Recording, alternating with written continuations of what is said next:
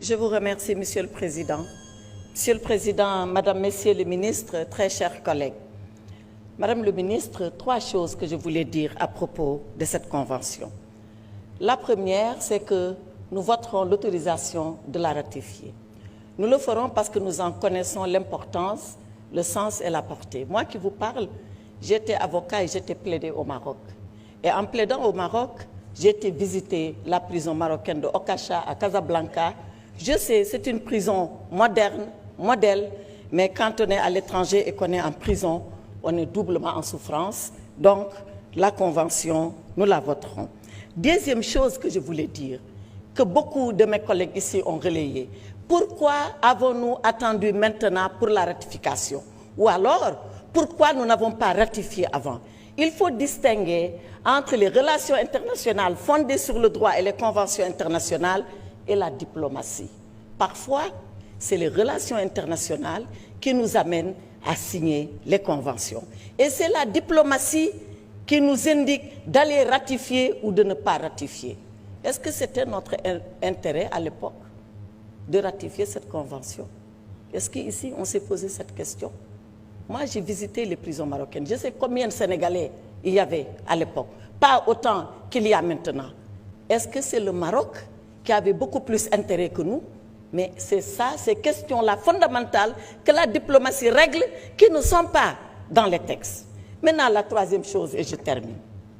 Tout le monde a parlé du président Macky Sall concernant cette affaire. Mais pourquoi le président Macky Sall, subitement, se retrouve au centre de cette discussion?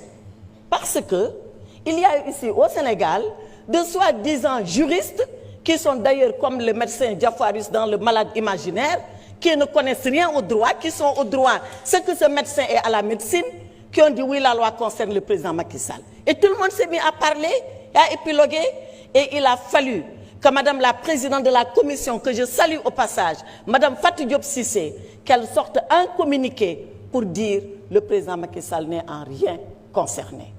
Et qu'est-ce qu'on a fait après? On a fait courir la rumeur. Oui, c'est pas le président Macky Sall. Mais le roi du Maroc lui a demandé de partir. On est parti de rumeur en rumeur. On a enflé cela. On a été chercher un petit site miteux et pouilleux pour dire que c'est eux qui ont dit ça. Et quand la rumeur a fini de s'enfler au Sénégal, qu'est-ce qu'ils ont fait, les Marocains? Les Marocains, ils ont peint le président Macky Sall sur leur mur et lui ont dit « Ahlan wa sahlan ». « Ahlan wa sahlan Saïd Raïs ». Voilà ce qu'ont répondu les Marocains. Alors arrêtez ce débat, arrêtez les rumeurs. La rumeur, elle n'a jamais donné à manger à la fin de la journée. La rumeur, elle n'a jamais fait signer un contrat de travail. La rumeur, elle n'a jamais rendu heureux. Soyons sérieux entre nous et parlons de choses sérieuses et faisons avancer le Sénégal. Ahlan wa sahlan, président Macky Sall. Il a choisi de vivre au Maroc parce que c'est sa liberté. Et il l'a dit avant de quitter le pouvoir. Allez regarder les archives. Chaque fois qu'on lui a dit « Qu'allez-vous faire, monsieur le président, si vous quittez le pouvoir ?» Il a dit « Je ferai comme mes prédécesseurs. Je quitterai le pays pour ne pas déranger le nouveau pouvoir. Mais je n'irai pas en Europe. Je resterai dans un pays africain. » Et il est resté dans un pays africain qui lui a dit « Ahlan wa sahlan » et qui va continuer à lui dire « Ahlan wa sahlan ». Donc, Macky Sall sera au Maroc tant que c'est sa volonté. Il rentrera au Sénégal quand il le voudra.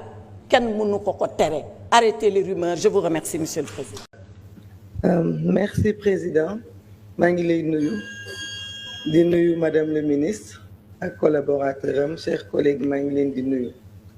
Madame le Ministre dañ lay wax gàcce ngalaama ndax nag projet de loi boo xamante ne pas de projet de loi je veux dire convention boo xam ne ratifié nañ ko depuis mars 2004 depuis décembre 2004 yow nga ñëw tey taxaw ci loolu jàpp naa ni day wone rek xarañte ndaxte foog naa Sénégal ratifié na fi yeneen convention yoo xam ne appliqué nañ ko bii nag dafa bare coow madame la ministre bare na coow lool dinaa la wax lu tax mu bare coow léegi ci kanam li may def déjà mooy féliciter say services ci liggéey bu am solo bi ñuy def ci déjà répertorié 200 000 Sénégalais yi nekk Maroc ñu xamal ñu itam ni 2024 bi passé daanaka retour yi nga xam ni mooy ñi demoon immigré di ñëw daanaka 37% Maroc la ñu jóge loolu nag day wone ni Maroc passage la yoon la boo xam ni sunu ndaw ñi dañ ko def jàllukaay pour dem ci yeneen dëkk waaye yooyu itam day tax convention bi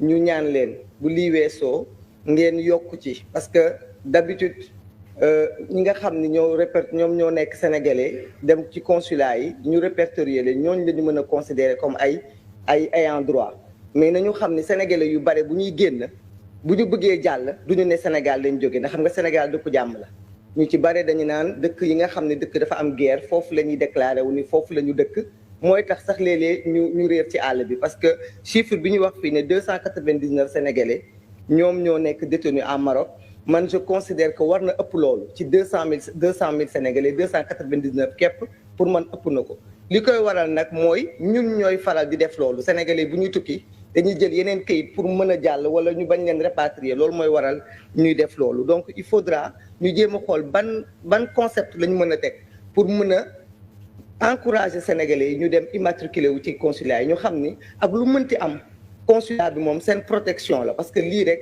convention bi woon na ko donc convention bu ñu ko signé dina laaj sensibilisation bu bëri pour ñu xam ni convention bi naka ni que léegi da leen di protéger.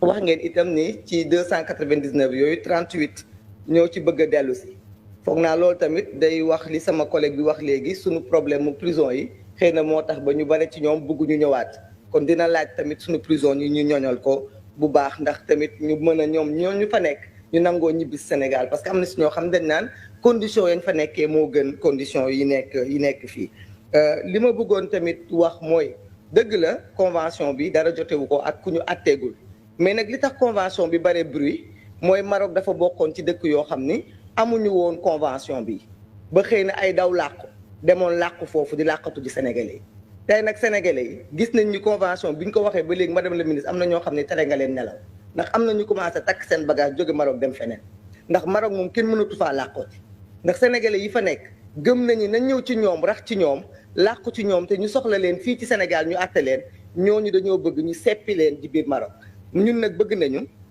bu lii weesoo waxuma Maroc li ko ñenn ñu waxee yeneen pays Afrique yi ngeen commencé leen xool fépp fi nga xamante ne daw làqu bi bëgg na faa dem ngeen fexe mu am convention bala faa egg ndaxte nag ñun li ñu bëgg mooy dëkk bi bu ñuy woo ay nit ñu mun leen woo tous les sénégalais dañ leen war a woo devant la justice ñu ñëw wuy si mais bu fekkente ne am na sénégalais yoo xam jàppoon nañu ni lii amul suñu diggante ak Maroc surtout nag le premier des sénégalais notamment l'ancien président de la république parce que moom moo waral sénégalais yi bàyyi xel sa convention bi boobu ba léegi bañ ne Maroc ba léegi jàpp nañu ni dañ koy extrader te xam nañu ni ñun convention bi comprendre nañ ni ku ñu àtte ba mu am peine définitive dong moo ci am droit mais nag yow yaa indi coow li madame le ministre parce que da ngaa jël li ne ci tiroir bi loo xam ne yàgg na fa nga génne ko di ko ratifier ngir suturaal suñu sénégalais mais dafa am koo xam ne da cee làqu te kooku tamit gis nañu tey ay propos yoo xamante ne ay ñooñam ñu ngi koy yëkkati te nag ñu ngi leen di ñaan ñu am retenu te dalal seen i dënd parce que ñun fii ci dëkk bi jooy nañ fi dóor nañ ñu def nañ ñu lu ne te kenn déggul kenn di yuuxu di wax kon nag tey bu fekkente ne ñëw nañ ba tey ñu laal sa frère wala ñu laal sa njaboot nga commencé di wax kon xam nga ni ñun jaay yi doon jooy démb xanaa ñooñu ñoo la gën a jàmbaar li ma ciy wax rek mooy waru xaw ma Maroc xaw ma Arabie Saoudite xaw ma Côte d'Ivoire xaw ma fu mu mënti doon mais bépp pays boo xamante ne mu ngi ci àdduna bi Sénégal dina signé ak yow convention fii moom nit mënu fee fexe ba rëcc ci sénégalais yi ci kàttanu suñu borom jërë ngeen jëf